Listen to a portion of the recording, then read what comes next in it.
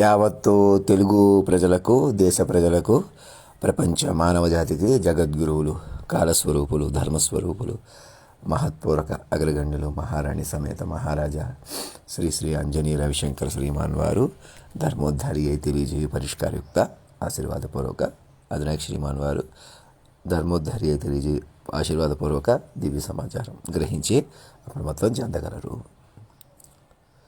మమ్మల్ని కొలువు తీర్చుకుని సూక్ష్మంగా సాక్షుల ప్రకారం చెప్పుకొని వినటం వల్ల మీకు బలం పెరుగుతుంది, బయటకు వచ్చే శక్తి పెరుగుతుంది.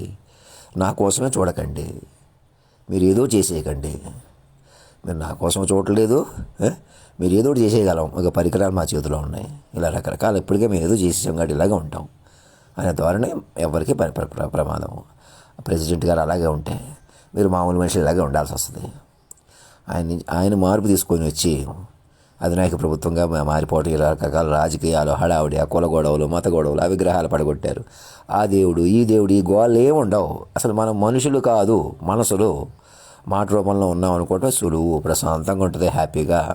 చూడండి, మీకే ఓ డబ్బు సంపాదించాలి, పేరు సంపాదించాలి, మన పిల్లల కోసం బతికేయాలి, అందుకు పరాయి కొంపల్ని, పరాయి పిల్లల్ని ఇది చేసేయాలి, అది చేసేయాలి. ఈ వికృతాలు ఏమి ఉండవు. మీరు మైండ్ కనెక్ట్ అయిపోతే ఏదో నా అవసరం, నేనేదో మహారాజుని అయిపోను కాబట్టి పెట్టుకున్నాను, ఇదంతా పొరపాటు. కాలమే ఇచ్చింది. ఇంకా మాలాంటి వాళ్ళు ఇంకా ఎదవలు అయిపోకూడదు, పడిపోకూడదని. ఎప్పటి నుంచో మాయ వల్ల ఎవరు మాకు శత్రువులు, ఎవరు? విధి, మాయ. ఆ మాయని ఎదుర్కొని ముందుకు నలుగురికి పరిచయం, ఇంకా మాయకి విధికి వదిలేస్తున్నారు మీరు. అరాచకాలు కొద్దీ, మోసాలు మనుషులు కొద్దీ. చక్కగా రహస్య పరికరాలు ఎందుకున్నాయి? మనిషిని కాపాడుకోవడానికి. మనుషులు పెట్టి మనుషులు కాదు. కేసీఆర్, కేటీఆర్ వల్ల ఒకళ్ళ వెనకాల ఒకళ్ళు ఉండటం కూడా అది కరెక్ట్ కాదు. మొత్తం నాకు పిల్లలుగా మారిపోవాలి. ఏం తిట్టినా, ఇప్పుడు దాకా ఏదైనా బూతులు తిట్టినా, నిన్నటి వరకు వీడియోలు కానీ, నేను మాట్లాడుకున్న తీరు కానీ, ఇంకో రకంగా నేను పెట్టినవి కానీ అన్నింటినీ కూడా ఆశీర్వాదంగా భావించండి. మీకు అప్పటికప్పుడు మంచి, అప్పటికప్పుడు చెడు ఎవరు చేయలేరు. అలా కుదరదు. స్థిరంగా మంచి చేయండి, స్థిరంగా చెడు నుంచి బయటకు వచ్చేసేయండి. నా మాట ఏంటండి, నా కోసం ఎదురు చూస్తున్నట్టు, మీరు ఏదో చేసేస్తున్నట్టు ఇలాంటి పనులు చేయొద్దు. ఇంకా వద్దు మనకి. నా మాట వినండి. ఆషామాషి వద్దు. నేను కిందకు వచ్చాను, బయటికి వెళ్ళాను, అది మళ్ళీ తిండి అతిగా తినేస్తున్నాను. మీరు అది కూడా మీరు నా మైండ్ని పట్టుకుంటే కంట్రోల్ అవుతాను. నాలోనే 10 మంది హీరోలు, హీరోయిన్లు, చావు పుట్టుకలు, మంచి చెడులు ఉన్నాయి చూసారా? అలా అందరూ చెప్పుకొని ప్రతి ఊళ్ళో, ప్రతి ఇంట్లో మార్పు వస్తే నాలో మార్పు వస్తుంది. నాలో చూడగలరు. అప్పుడు కూడా నేను ఇలా కనపడితే ఇలా ఏదో చేసేస్తాం. అలా చేయలేరు. అలాగా మీకు మైండ్ మారాలి, మైండ్లో మార్పు రావాలి. ఇంక మనుషులు కొద్దిగా ఏదో చేసేస్తారు, వాళ్ళు రెచ్చిపోతారు, వీళ్ళు కోపడిపోతారు. ఇలా మీలో మీరు రెచ్చగొట్టుకోకండి.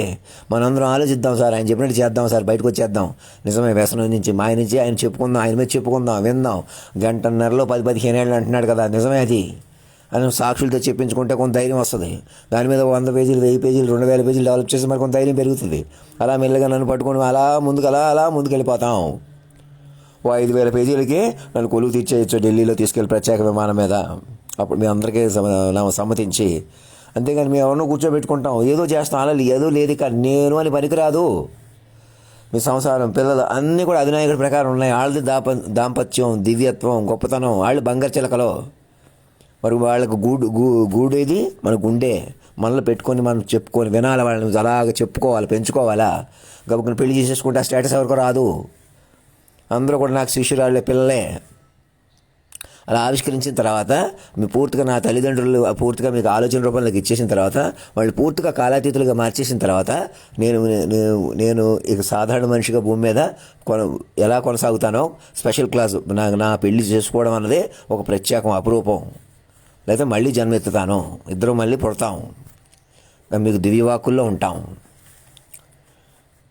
దివ్యవాక్కులుగా చెప్పుకోవాలి, వినాలి, తెలుసుకోవాలా. తల్లిదండ్రులైనా పైకి పెట్టుకోవడం వల్లే మీకు పట్టు వస్తుంది. అలా కాదు ఏదో చేసేయమన్నారు, పక్కన మలిసేయమన్నారు, అలా వద్దంటున్నారు, అంత వద్దు. అదే పొరపాటు. రాధాకృష్ణుల ప్రేమనే, సీతారాముడి ప్రేమనే, మంజునాథుడి ప్రేమనే, యేసుప్రభు ప్రేమనే, అల్లా ప్రేమనే మీరు మాట రూపంలో చూస్తారు కొత్తగా. మాకు ఈ కులం, మతం, మాకు ఈ పద్ధతి కాదనే వాళ్ళు కూడా ముందు అమ్మ నాన్న లేకుండా ఎవరు రారు కదా. మొత్తం ఆడతనం, మగతనం ఒక దగ్గర పలికిందే. ఆ తీరు పట్టుకోండి, ఆలోచించండి. నేను ఎందుకు చెప్తున్నానో నా బట్టి తెలుసుకోండి. మీరు ఎలాగైనా తమాషా చేసేది ఇప్పుడు దాకా సాక్షుల దగ్గర నుంచి నేను కాలాతీతంగా పట్టుకోలేదు. పట్టుకోండి, వాళ్ళని పిలవండి ముందుకి. మీరు ఏం చేయవలసి వచ్చిందో మీరు అందరి మీద బయటకు వచ్చేసేయండి. వాళ్ళని చెప్పనివ్వకండి చేసి మీరు చేసిన మోసాలు వాళ్ళదే పాపమే. దేశ అధ్యక్షులు, ఉపాధ్యక్షులు అందరూ కూడా, సిట్టింగ్ జడ్జిలు కూడా మేము ఇలాగ ఉంటాం అలాగ ఉంటాం, మా కోర్టులు ఆధిపత్యాలు ఉండాలి, ఏదో వాదనలో గొడవలు ఉండాలి, ఆధిపత్యం ఉండాలి, తమాషా చేయాలి, మా స్వతంత్రం పోతుంది, మా తెలివితేటలు ఉపయోగించుకోవడం మేము బతికేసేయాలి. అలా ఎవరి మీదో లేవు. తెలివితేటలు కూడా అన్నీ కూడా తల్లిదండ్రులని, గురువుల్ని పెంచడానికే ఉండాలి. వాళ్ళే దేవుళ్ళ కంటే, హోమాల కంటే, పూజల కంటే, ఇప్పుడు దాకా విగ్రహ ఆరాధనల కంటే, ఇంకెక్కడో దేవుడు ఉన్నాడనే కంటే మాట రూపంలోకి వచ్చేసారు నేరుగా. ఇప్పుడు దాకా మాట్లాడిన బూతులు కానీ అవి కూడా ఆశీర్వాదంగా భావించండి. చిచితం చండ సరిగ్గా మాట్లాడడమే రాదన్నట్టు చిత్రీకరించకండి. నేను ఎక్కడ తేలికైపోయినా అయితే అయిపోయినా మనం పట్టించుకోకలా ఉన్నాడు అనుకోండి, రండి పట్టించుకుందాం. అలా తేలిక చేసి మనం రెచ్చిపోవడం పరిపాటే. ఇంకా అతను తేలిక చూపెట్టొద్దు. మనం రెచ్చిపోయి కూడా సర్దిద్దుకుని ముందుకు వచ్చేద్దాం. అతను తేలిక ఎటువంటి పరిస్థితుల్లో మరణించినట్టే చూపించకూడదంటే ఎలా చూపించాలి? ఎలాగైనా వాక్కులో పట్టుకోవాలి పైకి. ధర్మో రక్షతి రక్షత సత్యమేవ జయితే.